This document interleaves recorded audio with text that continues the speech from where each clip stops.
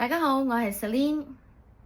好啦，你有冇試過咧？人生嘅煩惱咧，總係一浪接一浪，須開有條路㗎。當我哋咧專注喺處理呢啲問題、呢啲煩惱嘅時候咧，硬係樣樣嘢都唔順利㗎喎。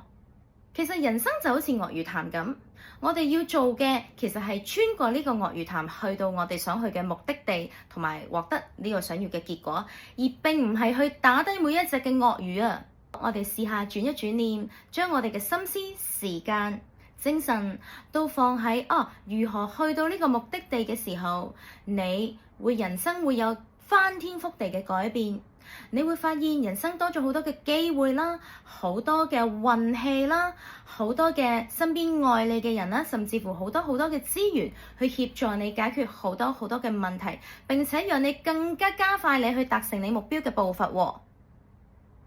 所以我哋人生之中要將呢啲嘅困難咧，去視為我哋係成長嘅一個嘅禮物嚟嘅。呢個正正就係宇宙送俾我哋嘅一份隱藏禮物。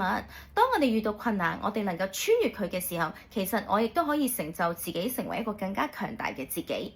所以接下落嚟，當我哋再次遇到問題或者困難嘅時候，我想請你好好地去問自己，到底宇宙今次想為我帶嚟嘅學習，或者讓我學懂嘅係啲乜呢？好啦，我今日嘅分享去到呢度，拜拜。